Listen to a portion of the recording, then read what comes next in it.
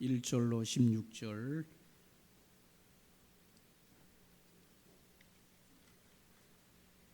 신약성경 180쪽 되겠습니다. 요한복음 19장 1절로 16절 다 같이 합독으로 함께 말씀을 읽도록 하겠습니다.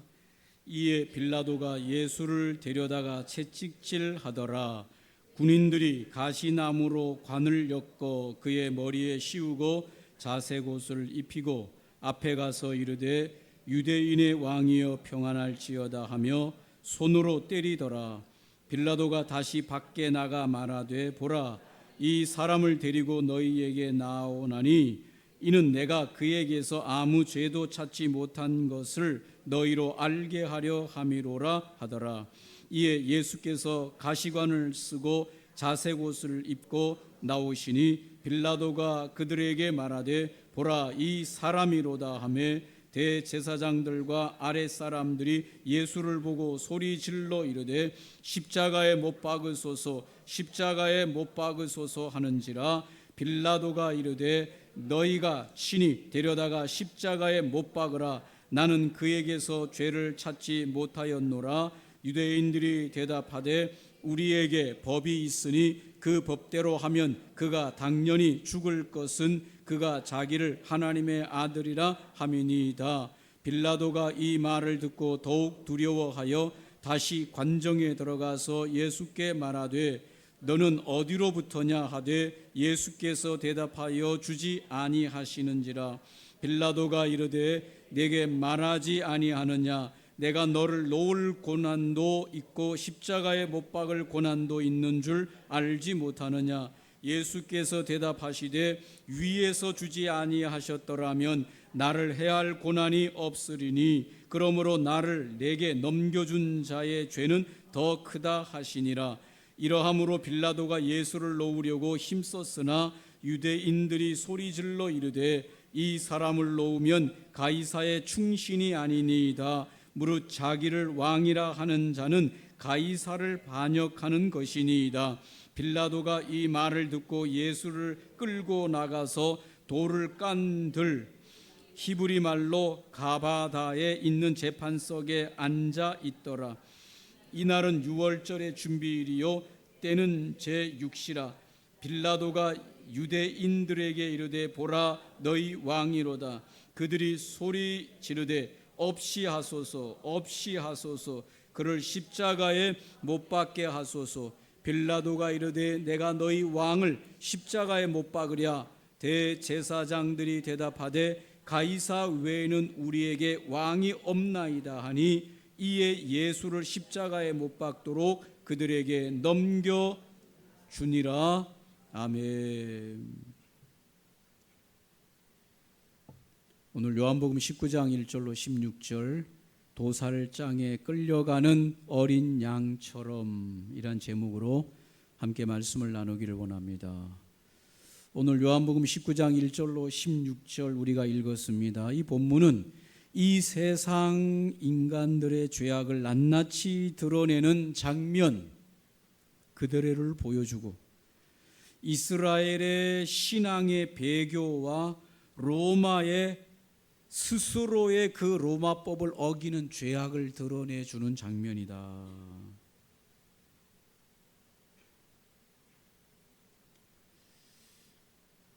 19장 1절에 보면 이에 빌라도 당시에 이스라엘의 총독이지요. 이스라엘이 로마로부터 정복을 당한 때였기 때문에 이스라엘을 로마에서 보낸 로마의 총독이 이스라엘을 다스렸지요. 옛날에 우리나라 일제 때에도 우리나라도 일본의 총독에 의해서 일제 치하의 다스림을 받았습니다. 같은 개념입니다. 이에 빌라도가라고 하는 이 빌라도는 이스라엘을 다스리는 총 감독자가 되는 것이고 총독이 되는 것입니다. 이 빌라도가 예수를 데려다가 채찍질하더라. 직접 채찍질한 것이 아니라 로마 군병들에게 채찍질하도록 명령을 내린 것입니다. 빌라도가 왜 예수를 데려다가 채찍질했을까? 이는 유대인들의 분노를 달래어 십자가형을 면하게 하려는 빌라도의 타협적 정치 행위다라고 신학자들이 보고 있는 것입니다. 왜냐하면 오늘 이 총독이었던 빌라도가 예수에게서 그 죽일 만한 로마의 법에 의해서 예수를 죽일 만한 어떤 죄를 찾을 수가 없는데도 불구하고 이 유대인들이 계속해서 예수를 죽이라고 요청하기 때문에 그 타협으로서 예수를 이런 채찍질을 하게 함으로써 그 유대인들의 분노를 달래려고 하는 정치적인 하나의 쇼였다. 그렇게 신학자들이 이야기하고 있는 것입니다. 오늘 예수께서 로마의 군병들에게 의해서 채찍질을 당했는데 이 채찍질은 보통 채찍질이 아닙니다. 로마에서는 당시 죄인들을 채찍질할 때 이 채찍 가죽 끝에 보면 이 생선의 날카로운 뼈들이 거기에 붙어져 있어서 사람 등을 후리치면 그 등이 그 날카로운 이 물고기 뼈 이런 것들이 사람 등에 박혀서 이 채찍을 들을 때 그 등에 있는 이 살점을 뜯어낼 정도로 어마어마하게 고통스러운 것이 로마의 채찍입니다. 그 채찍을 당하신 예수님, 그리고 2절 3절에 보면 로마 군인들이 가시나무로 관을 엮어서 예수의 머리에 꽉 눌러 씌운 것입니다. 왕을 상징하는 자색 옷을 입히셨습니다. 그리고 앞에 와서 유대인의 왕이여 평안할지어다 하며 조롱하고 손으로 예수를 때렸다고 말해주고 있습니다. 이 장면은 오늘 신학자들이 인간의 몸을 입고 오신 창조주께서 피조물에게 철저하게 낮아지시는 순간이다라고 말해주고 있습니다. 창조주 하나님께서 사람의 몸을 입고 이 땅에 오신 예수 그리스도께서 당신이 지은 이 피조물에게 철저히 낮아지시는 것으로, 왜 그렇게 하시느냐? 예수님이 이 쓰신 가시관은 창세기 3장에서 인간의 죄로 인해서 땅이 내었던 저주, 그 가시 덤불을 친히 머리에 짊어지심을 상징한다. 인간의 죄로 말미암아서 하나님 앞에서 받아야 될 그 저주를 피조물을 입고 오신 예수님께서 머리끝에서 발끝까지 인간의 모든 저주를 다 받으시는 장면이다. 그래서 머리의 가시관은 이 땅에 내렸던 가시덤불, 저주에 대한 가시덤불을 친히 머리에 쓰셨다라고 해석하고 있습니다.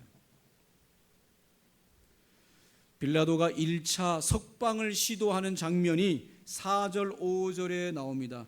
빌라도 총독이 유대인들의 제사장들과 유대인들의 종교 지도자들과 유대인의 정치 지도자들 앞에서 예수를 1차로 석방하기 위해서 시도하고 있습니다. 4절로 5절입니다. 빌라도가 다시 밖으로 나와서 유대인들에게 내가 그에게서 아무 죄도 찾지 못한 것을 너희에게 알게 하려 함이다 라고 선언하면서 공식적으로 로마법에 의해서 예수가 아무 죄도 없다라고 하는 것을 선언합니다. 이에 예수께서 과시관을 쓰고 자색 옷을 입고 나오시자 빌라도가 외칩니다. 보라, 이 사람이로다. 여러분, 오늘 이 빌라도가 이 재판석 앞에서 많은 유대인들의 그 분노로 불타오르는, 예수를 죽이고자 하는 분노로 불타오르는 그들 앞에서 죄인을 끌어내라고 말할 때, 나는 이에게서 어떤 죄도 찾지 못했다, 이는 죄가 없다, 무죄하다 라고 말하면서 끌어내라고 말할 때 머리에 가시관을 쓰시고 등에는 완전히 살집이 터져 나가서 피를 흘리고 자색 옷을 입고 나타나시고 손에 갈대를 들고 나타나신 이 예수 그리스도를 보고 말하기를 보라 이 사람이다 라고 말하는 이것은 처참한 몰골을 보고 예수의 처참한 몰골 동정하여 유대인들의 분노가 가라앉기를 의도했다. 예수님을 많은 백성들이 따라올 때 많은 백성들이 예수를 따라오고 예수가 예루살렘에 들어올 때 종려나무 가지를 꺾어서 호산나 하면서 우리들의 왕이여 하면서 환영했을 때 유대 종교 지도자들과 유대 정치 지도자들은 위협감을 느끼고 어떻게 하든지 저 예수를 죽이지 않으면 안 된다라고 하는 그 분노로 불타오르던 그 예수의 모습이 아니라 처절한 몰골을 가진 그 예수를 그들 앞에 보이면서 보라 이 사람이로다 라고 말하는 이 빌라도의 의도는 유대인들의 정치 지도자들과 종교 지도자들이 저 예수가 별 볼 일 없는 예수였구나라고 하는 것으로 그들의 분노가 가라앉기를 원했다. 그러나 그들의 분노는 가라앉지 않았습니다. 대제사장들이 데리고 왔던 사람들이 선동하고 6절에 보면 그러나 대제사장들과 아랫 사람들은 예수를 보자마자 십자가에 못 박으소서 십자가에 못 박으소서라고 소리치고 그 말에 많은 백성들은 알지도 못한 채 선동되어서 함께 십자가에 못 박으라고 소리쳤습니다. 빌라도는 분노하여 너희가 친히 데려다가 십자가에 못 박으라 나는 그에게서 죄를 찾지 못하였노라 라고 하면서 소리 질렀습니다. 빌라도가 말하기를 이렇게까지 저 예수를 붙들어다가 처참하게 채찍질하고 저렇게 했는데도 불구하고 계속해서 유대인들이 십자가에 못 박으라고 선동할 때 이 빌라도는 화가 나서 너희들이 십자가에 못 박으라 하면서 소리 지른 겁니다. 7절에 그러니까 오늘 이 종교적으로 유대인들이 말합니다. 결정적인 카드를 꺼냅니다. 우리에게 법이 있는데 유대인들에게도 법이 있는데 그 법대로 하면 그가 당연히 죽을 것은 그가 자기를 하나님의 아들이라 함이니이다. 예수가 유대인의 법에 의해서 죽어야 되는데 그들이 말하는 예수가 유대인의 법에 의해서 죽어야 되는 죄목이 뭔가 하면 예수가 하나님의 아들이다라고 말했다는 것, 그것이 바로 예수가 죽어야 될 죄목이라고 유대인들이 말을 하는 것입니다. 여러분 오늘 예수님께서는 자기 스스로를 하나님의 아들이라고 말을 했습니다. 죽어야 할 이 죄목이 사실인 것입니다. 사실을 사실로 말해서 죽어야 한다는 것입니다. 예수가 하나님의 아들이시다라고 하는 사실을 예수님이 스스로 그 사실을 선포했는데 그 사실이 예수를 죽여야 되는 죄목으로 나타난 것입니다. 이것은 영적인 무지에서 오는 죄인들의 실상을 그대로 드러내고 있습니다. 지금도 여러분 사실을 사실로 말하면 죽일 놈이 되는 거예요. 뭐를 말하면 죽일 놈이 된다고요?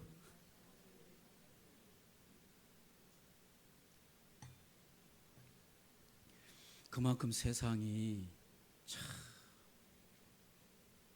사실을 사실로 말하면 그 사실을 말한 사람의 사실을 인정해 줘야 되는데 그게 아니에요.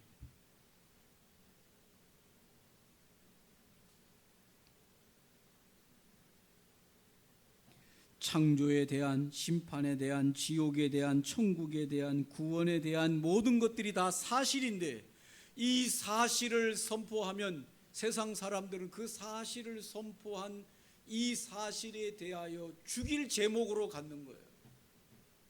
그래서 기독교는 이 사실을 선포하는 기독교 역사, 지금 2000년, 예수 이후로 2000년이죠. 예수님 이 이후로 2000년 동안 이 사실을 선포하는 것으로 인해서 이 세상 사람들로부터 날마다 죽일 자들로 2000년 역사를 지금까지 왔습니다. 기독교 역사는 수많은 순교의 역사예요. 피 흘림의 역사예요. 언제고 한번 기독교를 이 세상 사람들이 좋아해 본 적이 없습니다. 왜 그렇습니까? 사실을 사실로 받아들이면 죽일 죄목인 것입니다.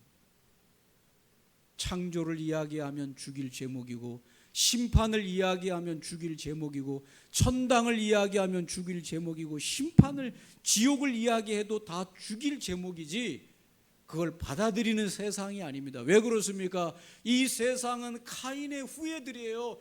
가인의 후예들입니다.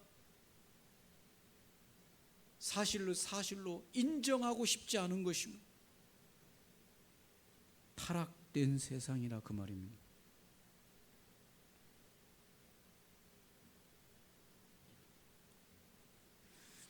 빌라도가 이 재판을 계속 끌고 가지 못하고 다시 예수를 관정 안으로 불러들입니다. 그리고는 오늘 이 빌라도가 이 유대인들이 말했던 저의 죄목이 하나님의 아들이다라고 말한 죄목이다라고 하는 말에 대하여 빌라도가 두려워하고 있습니다. 그래서 8절 9절에 다시금 관정으로 예수를 불러들여서 이 빌라도가 예수에게 물어보는 것입니다. 8절 9절에 빌라도가 이 말을 듣고 더욱 두려워하여 다시 관정에 들어가서 예수께 말하되 너는 어디로부터냐 하되 예수께서 대답하여 주지 아니하시는지라. 빌라도가 하나님의 아들이 예수다라고 하는 말을 들었을 때 빌라도는 두려웠습니다. 두렵겠죠. 그래서 다시금 너는 어디로부터 왔냐? 하늘로부터 온 하나님의 아들이냐? 그것을 다시 물어봤습니다. 그럴 때 오늘 예수께서는 빌라도에게 그 말을 대답하지 않았다고 말해주고 있습니다. 침묵하셨다. 왜 예수님께서는 침묵하셨다고 말해주고 있습니까? 이사야 53장 7절에 도수장으로 끌려가는 어린 양의 침묵, 그것을 성취하신 것이다라고 말하고 있습니다.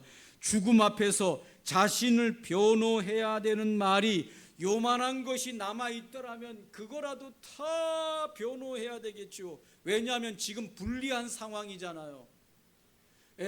이 로마의 최고의 통치자가 예수를 어떻게 판결하느냐에 따라서 예수의 생명이 사느냐 죽느냐의 판결이 결정되어 있을 수도 있는 거 아닙니까? 이 상황에서 어떻게 하든지 간에 유리한 그런 말을 해야 되잖아요.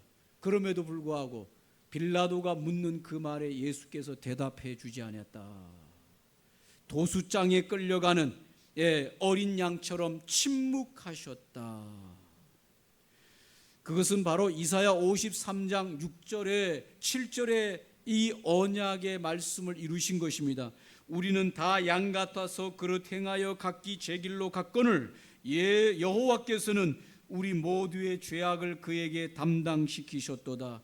그가 곤욕을 당하여 괴로울 때에도 그의 입을 열지 아니하였으며 마치 도수장으로 끌려가는 어린 양과 털 깎는 자 앞에서 잠잠한 양같이 그의 입을 열지 아니하였도다.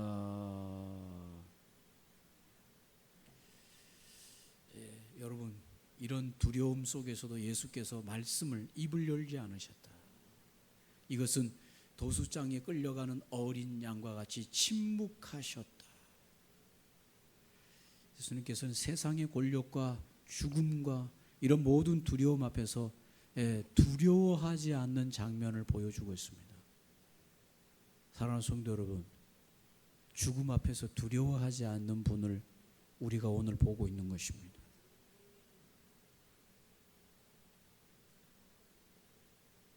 뭐가 두렵습니까, 여러분? 세상 사는 게 두렵습니까? 세상이 두렵습니까? 죽음이 두렵습니까? 미래가 두렵습니까? 두려워하지 마십시오. 죽음을 이기시고 세상을 이기시고 세상 모든 권력 앞에서도 두려움 없이 당당히 하나님의 뜻을 위해서 걸어가고 계시는 우리의 왕이신 예수를 오늘 보고 있는 것입니다. 두려워하지 마시기 바랍니다. 할렐루야. 다시 말씀드립니다, 여러분. 두려워하지 마시기 바랍니다. 세상을 두려워하지 마시고 죽음을 두려워하지 마시고 미래를 두려워하지 마시고 어떤 일에 대해서도 두려워하지 마시기 바랍니다. 세상을 이기신, 세상 권력을 이기신, 죽음을 이기신 우리의 왕이신 예수 그리스도의 오늘 이 장면을 우리에게 보여주고 있습니다. 10절에 빌라도 총독이 예수에게 이렇게 말합니다. 내게 말하지 아니하느냐. 빌라도가 아마 기분이 상한 것 같습니다. 내게 말하지 않느냐. 여러분, 물어봤는데도 불구하고 대답을 하지 않는다고 하는 것, 그것도 보통 사람이 아니라 총독이요. 그 총독이 물어봤는데 예수께서 대답하지 않는다라고 하는 이것, 빌라도가 얼마나 기분 나빴겠습니까? 그래서 오늘 빌라도가 10절에 이렇게 말합니다. 내게 말하지 아니하느냐. 내가 너를 놓을 고난도 있고 십자가에 못 박을 고난도 있는 줄 알지 못하느냐.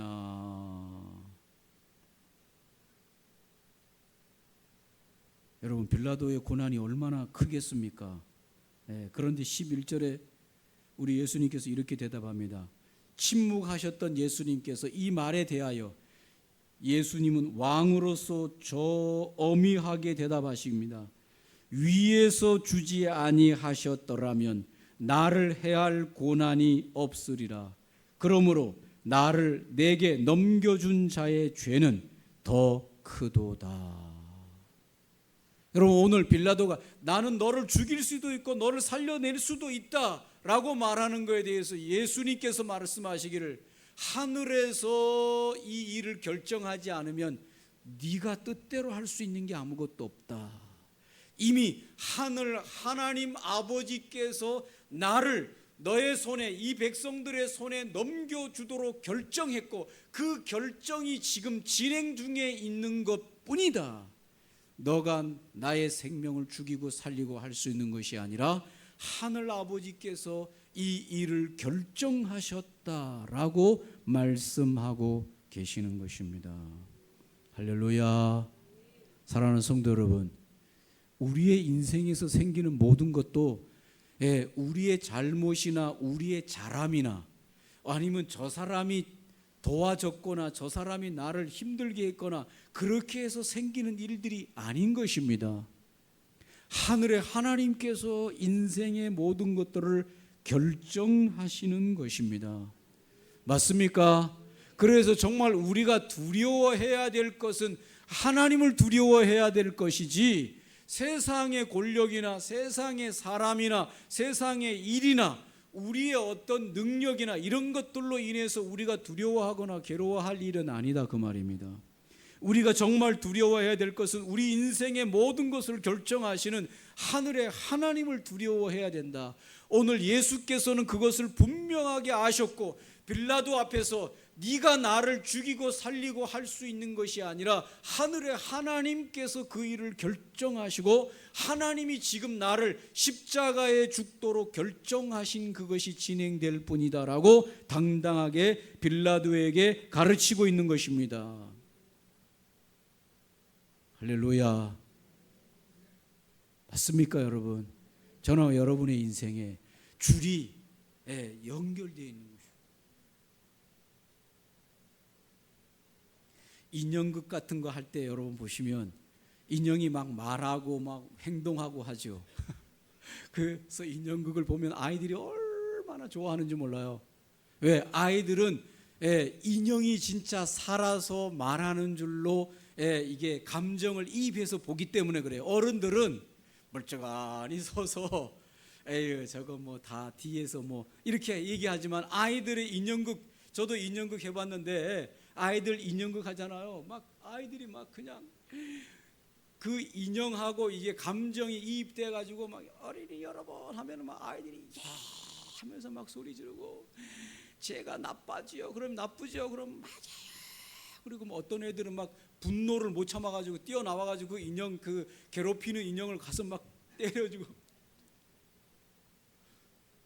그런데 정말 그 인형이 스스로 그렇게 움직이는 게 아니라 손으로 하는 인형도 있어요. 위에서 이렇게 손으로 조종하는 인형도 있고 손을 넣어서 하는 인형극도 있는데 실제는 그 인형이 그렇게 움직이는 게 아니라 위에서 움직이는 손이 따로 있죠. 맞습니다. 이 세상의 모든 만물도 피조물들이 마음대로 뭔가를 하는 것처럼 착각할 뿐이지 위에서 하나님께서 인생들을 움직이는 손이 움직인다.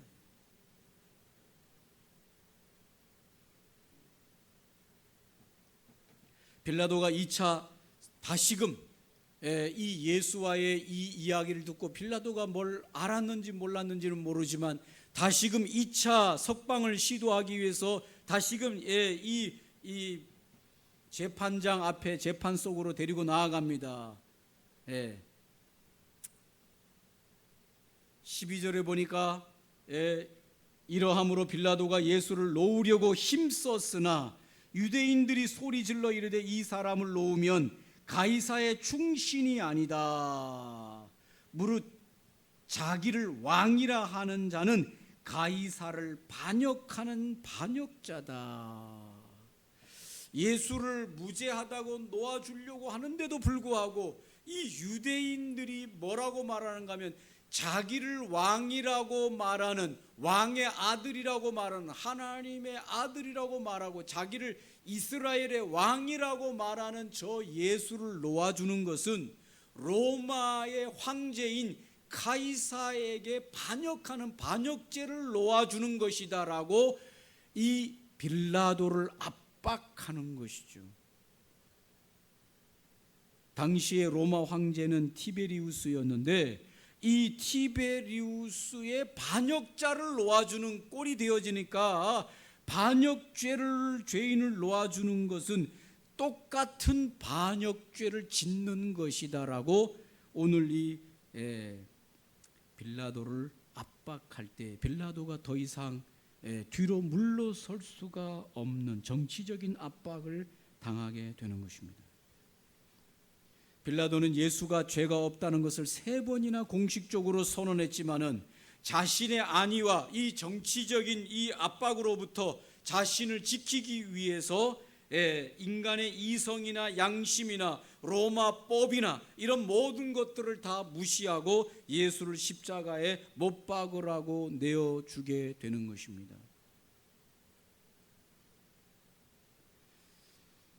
오늘 예수를 내어줄 때 이 빌라도가 이렇게 말합니다. 군중들이 없이 하소서 그를 십자가에 못 박게 하소서라고 외치자 빌라도가 조롱 섞인 질문으로 이렇게 말합니다. 내가 너희 왕을 십자가에 못 박으랴.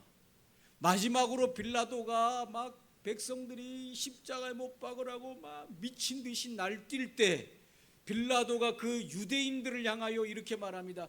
내가 너희들의 왕을 십자가에 못 박아야 되겠냐라고 말할 때 대제사장과 거기에 모인 유대인들 모두가 끔찍한 말을 하게 됩니다. 무슨 말을 하게 되냐? 가이사 외에는 우리에게 왕이 없나이다. 여러분, 가이사는 당시에 로마의 왕이었죠. 그런데 유대인들이 하는 말이 가이사 외에는 우리에게 왕이 없다. 이 죄악이 얼마나 큰 죄악입니까? 여러분, 이스라엘의 왕은 하나님이시죠. 근데 오늘 그들이 예수를 십자가에 못 박게 하기 위해서 그들 스스로가 하는 말이 가이사 로마의 황제 외에는 우리에게는 왕이 없다 하고 말하는 이런 어마어마한 죄악을 저지르게 되는 것입니다. 결국 이들은 국가적 민족적 신앙의 배교의 죄악에 빠지게 된 것이죠. 이 죄악으로 말미암아 유대인들이 어쩌면 2000년 역사 속에 이 고통을 당하고 있는 수도 있어요. 자기들의 왕, 자기들의 하나님인 하나님을 왕으로 섬기는 걸 포기하고 로마 가이사랴 왕을 왕이라고 선언하는 이 선언 때문에 그들의 민족이 2000년 역사 동안 지금 여기까지 이렇게 고통당하면서 나라 없이 떠돌아다니면서 600만이라고 하는 이 이해할 수 없는 이 도살장에 끌려가서 죽는 이런 유대인 학살, 수많은 학살을 겪어왔을 수도 있다 그 말입니다. 어떻게 함부로 그런 말을 해요?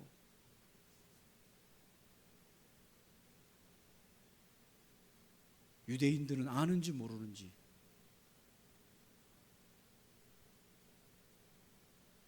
지금까지 인류 역사상 유대인 같은 고난받은 종족이 어디 있었어요? 없었어요.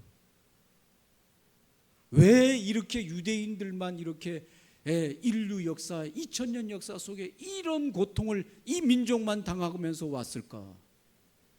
이유 없을까? 이유가 있을까?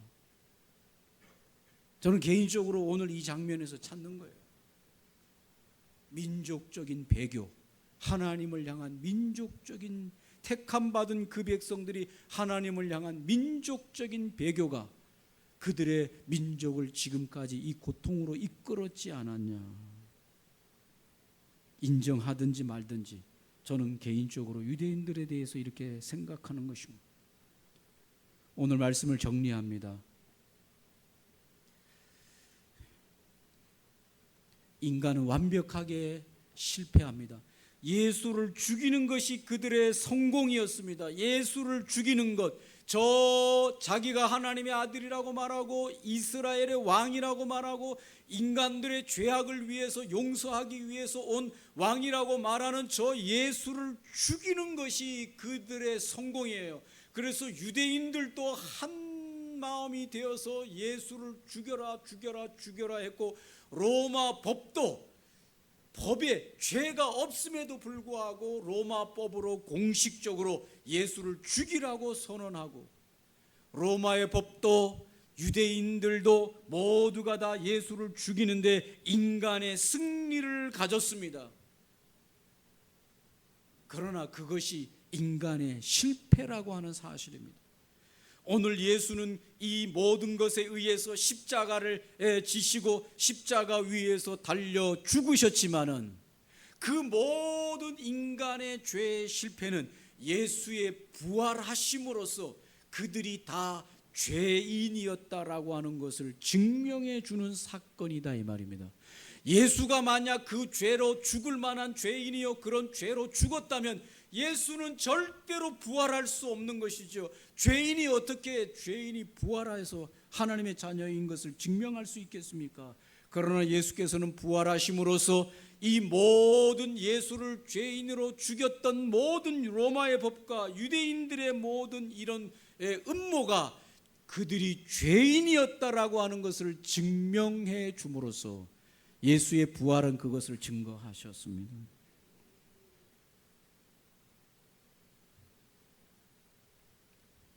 예수께서 부활하심으로 세상 권력 앞에서도 흔들리지 아니하시고 죽음 앞에서도 흔들리지 아니하시고 하나님 한 분만을 두려워하고 하나님의 한 분만의 뜻을 위해서 당당히 걸어가셨던 이 예수 그리스도, 도살장에 끌려가는 어린 양처럼 침묵하면서 걸어가신 승리하신 예수, 왕이신 예수의 이 걸음을 오늘 우리가 성경을 통해 보면서 사랑하는 성도 여러분, 저나 여러분 세상 앞에서 당당하시기 바랍니다. 세상 앞에서 당당하시고 거짓말하지 마시고 진실되게 미래 앞에서도 세상 앞에서도 주님의 제자들로서 죽음 앞에서조차도 당당하게 승리자의 삶으로 걸어나가는 저와 여러분의 삶이 되시기를 주님의 이름으로 축복합니다. 함께 기도하면서 마치겠습니다. 그렇습니다. 오늘 예수님은 하나님의 뜻 앞에서 당당하게 십자가의 길을 걸어가시되 두려워하지 아니하시고 거짓말하지 아니하시고 담대하게 하나님의 뜻을 향해 걸어가셨습니다. 죽음조차도 두려워하지 않았습니다. 하나님, 우리가 세상을 살아갈 때 하나님의 백성들로서 세상의 모든 위협 앞에서 두려워하지 않게 도와주시옵소서. 세상의 모든 일 앞에서도 두려워하지 않게 도와주시옵소서. 담대하게 걸어가게 하여 주옵소서. 같이 한번 함께 기도하겠습니다. 좋으신 아버지 하나님,